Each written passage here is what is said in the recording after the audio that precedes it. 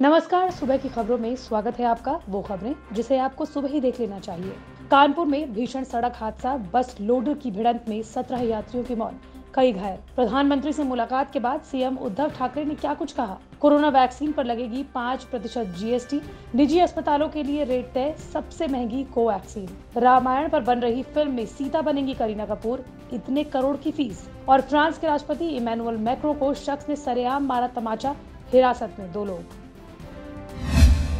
उत्तर प्रदेश के कानपुर में भीषण सड़क हादसा हुआ। इस हादसे में करीब 17 लोगों की मौत हो गई। बताया जा रहा है कि सचेंडी में बस और लोडर के बीच सीधी टक्कर हुई थी, जिसके बाद बस पलट गई।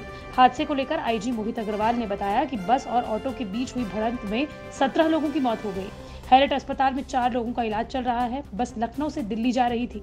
जानकारी के मुताबिक बस शताब्दी ट्रेवल्स की थी, जो काफी स्पीड में थी। इस हादसे में अब तक 17 लोगों की मौत की पुष्टि हुई है, जबकि 1 दर्जन से ज्यादा लोग घायल हैं। घायलों को अस्पतालों में भर्ती कराया गया है। मौके पर आला अफसर पहुंचे और राहत बचाव कार्य जारी है। बताया जा रहा है कि मृतकों में ज्यादातर मजदूर हैं, जो बिस्किट फैक्ट्री में काम करते थे। ये लोडर में सवार थे।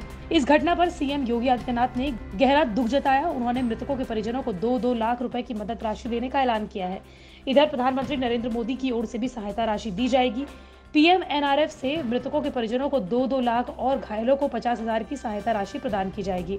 आपको बता दें कि इससे पहले कानपुर में लखनऊ के पास के जिले इटावा में भीषण सड़क हादसा हुआ था। कोरोना की दूसरी लहर के बीच महाराष्ट्र के मुख्यमंत्री उद्धव ठाकरे ने प्रधानमंत्री नरेंद्र मोदी से मुलाकात की। इस मुलाकात में मराठा आरक्षण, वैक्सीनेशन समेत तमाम मसलों पर बातचीत हुई।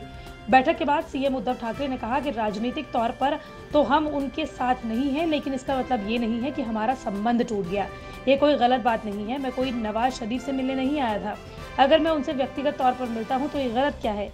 सीएम उद्धव ठाकरे ने कहा कि प्रधानमंत्री ने टीकाकरण की सारी जिम्मेदारी केंद्र के ऊपर ले ली है, तो हम उनको धन्यवाद देना चाहते हैं और अपेक्षा करते हैं कि जो रुकावटें आ रही थी वो अब दूर हो जाएंगी और जल्द से जल्द सबका टीकाकरण हो जाएगा। बता दें कि महाराष्ट्र में जब से शिवसेना, कांग्रेस, एनसीपी की सरकार बनी है, केंद्र और राज्य सरकार में लगातार तल्खी का माहौल बना रहता है। शिवसेना भी लगातार सामना के जरिए केंद्र सरकार को घेरती रहती है। ऐसे में इस मुलाकात पर हर किसी की नजर थी। माना जा रहा था कि उद्धव ठाकरे सरकार अब केंद्र की मोदी सरकार के जरिए मराठा आरक्षण का हल निकालने का फॉर्मूला तलाशने की तैयारी में है। स्वास्थ्य मंत्रालय ने प्राइवेट अस्पतालों के लिए कोरोना वैक्सीन के दाम तय किए हैं। इसके मुताबिक कोविशील्ड का दाम 780 रुपए प्रति डोज होगा, जबकि कोवैक्सीन का दाम 1410 रुपए प्रति डोज होगा। स्पुतनिक वी का दाम प्राइवेट अस्पतालों के लिए 1145 प्रति डोज होगा। सरकार वैक्सीन पर भी जीएसटी ले रही है। हर एक वैक्सीन के लिए 5% जीएसटी लिया जाएगा। इसके साथ ही सारी वैक्सीन पर 150 रुपए प्रति डोज सर्विस चार्ज लिया जाएगा। प्रधानमंत्री नरेंद्र मोदी के ऐलान के बाद 21 जून से राज्यों को मुफ्त वैक्सीन मिलने लगेगी। केंद्र सरकार वैक्सीन की आपूर्ति बढ़ाने के लिए मंगलवार से एक्शन मोड में आ गई। स्वास्थ्य मंत्रालय ने अपनी प्रेस कॉन्फ्रेंस में कहा कि 74 करोड़ वैक्सीन का ऑर्डर जारी कर दिया गया है। इसमें 25 करोड़ कोविशील्ड और 19 करोड़ डोज कोवैक्सीन की शामिल की जाएंगी। इसके अलावा सरकार ने ई बायोलॉजिकल लिमिटेड के टीके की 30 करोड़ खुराक खरीदने का भी आदेश दिया है, जो सितंबर तक उपलब्ध होगी। सरकार ने इन कंपनियों को ऑर्डर की 30% रकम एडवांस में ही जारी कर दी है। वैक्सीनेशन को लेकर नई गाइडलाइंस पर वीके पॉल ने कहा है कि नई गाइडलाइंस में 75% वैक्सीन केंद्र प्रिक्योर करेगा। राज्यों को फ्री में वैक्सीन दी जाएगी। राज्यों को आबादी संक्रमण की स्थिति और उस राज्य में वैक्सीनेशन किस रफ्तार से है और वैक्सीन की बर्बादी कम हो तो उस राज्य को ज्यादा वैक्सीन की डोजेस दी जाएंगी। प्रधानमंत्री नरेंद्र मोदी ने सोमवार को यह भी घोषणा की थी कि योग दिवस यानी कि 21 जून से राज्यों को मुफ्त वैक्सीन दी जाएगी। बॉलीवुड एक्ट्रेस करीना कपूर खान एक बार फिर सुर्खियों में है। बता दें कि करीना जल्द ही मैग्नम ओपस फिल्म का हिस्सा बनने जा रही हैं। इंडस्ट्री में चल रही अफवाहों की माने करीना ने अपने इस पीरियड ड्रामा की फीस बढ़ा दी है। बता दें कि इस प्रोजेक्ट के लिए उन्हें सीता का रोल ऑफर दिया गया है। रिपोर्ट्स के मुताबिक अलौकिक देसाई की इस फिल्म में रामायण को सीता की नजरों से पेश किया जाएगा। इस किरदार के लिए करीना कपूर खान मेकर्स की पहली पसंद है।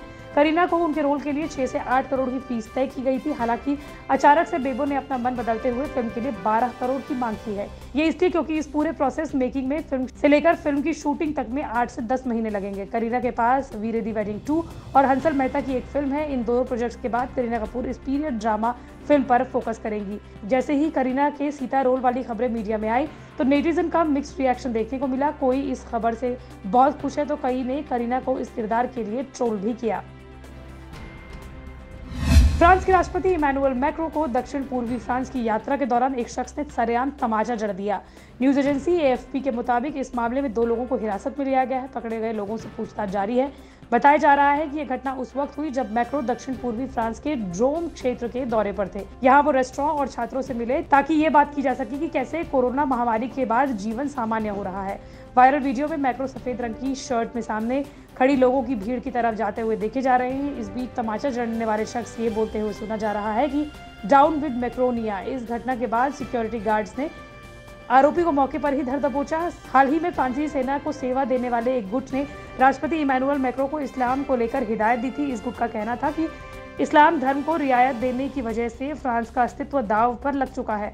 फ्रांसीसी सेना में सेवारत सैनिकों की इस गुट का पत्र कंजर्वेटिव मैगजीन में प्रकाशित हुआ था। इस मैगजीन में पिछले महीने भी इस तरह का एक पत्र प्रकाशित हुआ जिसमें गृह युद्ध की चेतावनी दी गई थी। बाद में फ्रांस के गृह मंत्री और इमैनुअल मैक्रों के करीबी सहयोगी जेरार्ड डार्मेनिन ने इस पत्र को कुछ लोगों की कच्ची पैंतरेबाजी करार दिया था। मंत्री ने अनाम पत्र लिखने वालों को साहस की कमी का आरोप लगाया था।